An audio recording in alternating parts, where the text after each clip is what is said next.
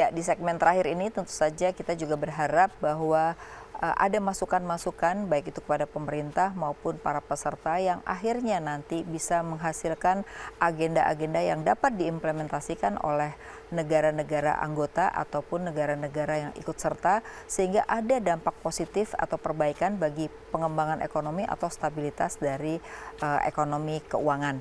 Untuk itu bagaimana Pak Raden? Ini kalau melihat tadi pertanyaan Pak Raden yang 3 tuh sangat bagus sekali kalau menurut saya, tetapi kalau melihat dari agendanya itu belum ada yang menjawab tantangan itu ya. Nah, gimana pemerintah harus ngapain nih? Masih ada waktu paling tidak dalam beberapa hari ini memunculkan peranan dan mungkin di dalam Menteri Perekonomian sudah ada Pak sedikit masukan-masukan yang akan dituangkan nanti dalam pertemuan ini.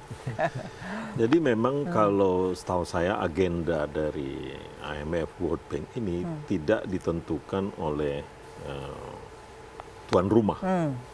Itu memang sudah dibuat agenda yang ditentukan mungkin setahun atau 2 tahun sebelumnya.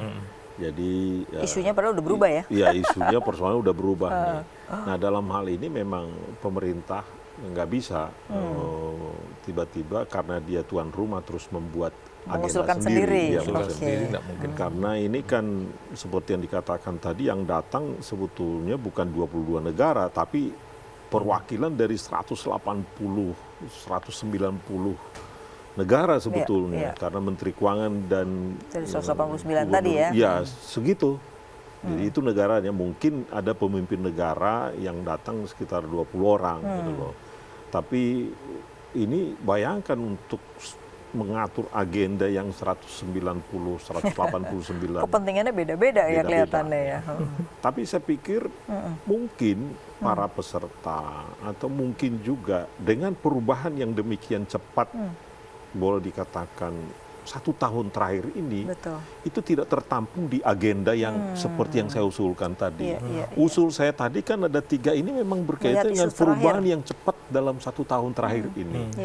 Jadi mungkin peran dari Menteri Keuangan bisa saja, peran dari Gubernur Bank Indonesia bisa saja, tapi peran dari peserta juga untuk mencoba memprovok di dalam event ini menjadi penting bahwa sekarang ini terjadi perubahan yang sangat cepat sekali ini, mungkin ada baiknya mulai didiskusikan yang mungkin saja agenda yang seperti yang saya sebutkan tadi itu, yang saya usulkan yang 3 masalah utama itu mungkin tidak bisa diagendakan sekarang, tapi mulai diagendakan untuk pertemuan berikutnya.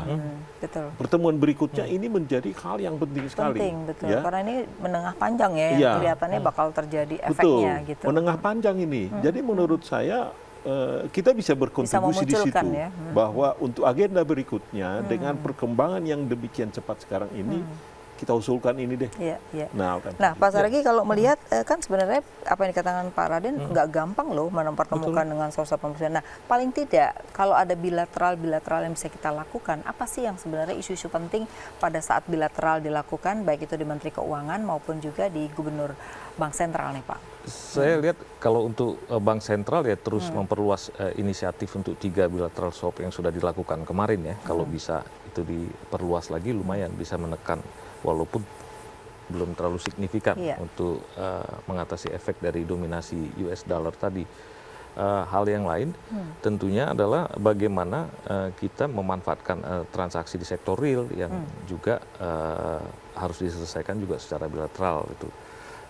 Ketiga adalah transfer teknologi, dan jangan lupa juga transfer teknologi ini harus kita kaitkan dengan situasi Indonesia yang sangat spesifik. Sudah banyak sekali kita perhatikan adopsi teknologi yang kemudian jadi problem di kita karena kita lupa iklim berbeda, kita pakai teknologi dari Australia dan itu buang waktu gitu ya.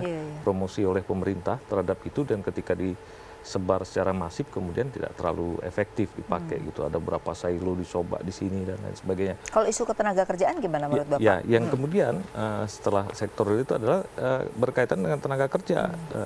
Tenaga kerja ini kemudian bagaimana kita mau melakukan positioning, tapi rasa-rasanya dia tidak akan menjadi concern yang terlalu tinggi untuk IMF ya. Di World Bank pun dia nanti akan masuk lagi ke scope yang lebih kecil untuk tenaga kerja ini, biasanya di SDGs. yang paling krusial bagi Indonesia adalah bagaimana ketenaga kerjaan di sektor migran, dan terutama. kemudian yang kedua informality di kita yang begitu Mulai besar. Informality yang besar ini juga menyebabkan kita kesulitan untuk meningkatkan pajak dan lain sebagainya. Kemudian belanja sosial kita terus meningkat. Itu juga hal yang jadi problem Indonesia. Tapi sayangnya Mbak Afi, problem-problem kita ini kok rasanya saya melihat bukan sesuatu yang layak untuk dibicarakan di dalam forum sebesar itu. Dan terakhir tentunya kemudian kan kita harus juga apa adanya ya. Melihat bagi saya sih sebagai tuan rumah ini exercise Indonesia lah dalam pergaulan internasional ya kita terima. Tapi tampaknya dari sisi kemungkinan kita untuk mengambil peran agak besar juga belum. Warming up-nya saya belum dengar isunya apa yang nanti juga jadi kita menarik. usahakan untuk bisa didengar itu ya nanti ya. Tapi Pak Raden, kira-kira mungkin ini begitu. yang menjadi isu sekarang adalah kinerja ekonomi ini menjadi seperti apa, baik domestik maupun global. Karena kalau kita lihat ini peranannya kelihatannya ekonominya makin bagus, tapi kalau kita lihat ada revisi terus-menerus nih terhadap kinerja ekonomi negara gitu. Ini gimana ngelihatnya nih Pak? Karena itu ada dampaknya juga, orang berharap ada perbaikan ekonomi. Kalau ada pertemuan ini kan orang harapannya gitu loh. Itu persoalan ekonomi masing-masing, itu ekonomi masing-masing seperti yang dikatakan tadi, kita harus urus ekonomi kita sendiri. Tapi saya mau sebutkan beberapa hal positif yang kita bisa peroleh dari pertemuan ini. Satu adalah sekitar 20.000, jelas pesertanya 15.000 sampai 20.000, tapi mereka bawa istri mungkin di situ bisa 40.000. Jadi dampak ekonominya lumayan lah, terutama untuk Bali. Dan yang kedua, yang menarik juga saya baru tahu tadi, saya tanya bahwa pertemuan di sana itu boleh dikatakan akan pakai batik.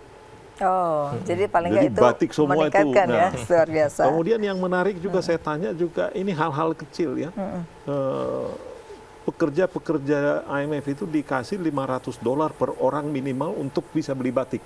Jadi udah disangonin ya.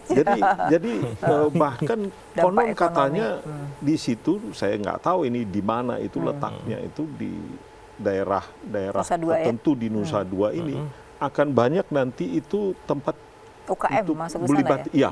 Jadi artinya bahwa ada pameran UKM yang nanti akan dimunculkan jadi juga ini di situ. adalah saya pikir bisa menjadi showcase.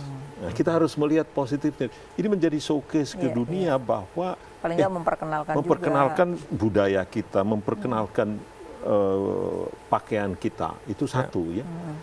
Yang kedua saya pikir juga bahwa kita bisa menjadi tuan rumah yang ramah, event internasional. Ya, event internasional. Ya, meskipun sekarang kita dalam keadaan bersedih. Ya, sesudah Lombok, kemudian di Palu, kita tetap tidak meninggalkan tanggung jawab kita. Jadi kita lihat Presiden pergi ke Lombok waktu itu cukup sering, dan baru-baru ini ke Palu. Kan, tapi tetap eventnya tetap jalan. Demikian juga bahwa Paralympics, Asian Games tetap bisa jalan.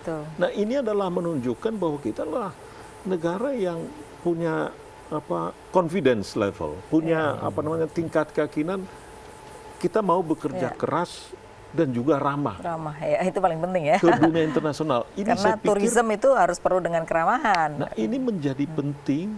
Saya pikir kalau nanti yang datang ini kepala negara, kemudian Menteri Keuangan, Gubernur Bank Sentral datang sini, yang kemudian ini menjadi showcase yang menjadi menarik untuk ke depan. Jadi kita harus melihat itu dulu di samping yang saya sebutkan tadi. Ya, memang jadi isu jangka menengah panjang masih banyak, tapi jangka pendek ini paling nggak kita ambil keuntungan lah dari itu. Saya pikir itu. Baik, Pak Raden dan Mas Ragi, terima kasih ya karena kita sudah membicarakan. Mudah-mudahan hasil nanti di Bali ini bisa membuat hal positif buat kita, baik ini nanti menjadi event-event internasional berikutnya ya. Kita sudah kemarin baru Asian Games.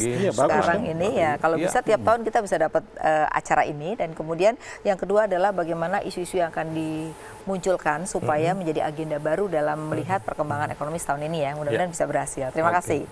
Ya pemirsa, demikian perbincangan kami mengenai pertemuan IMF World Bank versus kinerja ekonomi global, dan juga kita melihat bahwa ini menjadi satu momentum bahwa Indonesia dengan event-event internasional ini bisa membawa keuntungan jangka pendek dan menengah panjang. Diharapkan ada agenda-agenda khusus yang perlu diangkat supaya kinerja ekonomi global akan semakin baik dan ekonomi dunia pertumbuhannya akan semakin baik. Ya, terima kasih atas kebersamaan Anda. Sampai jumpa.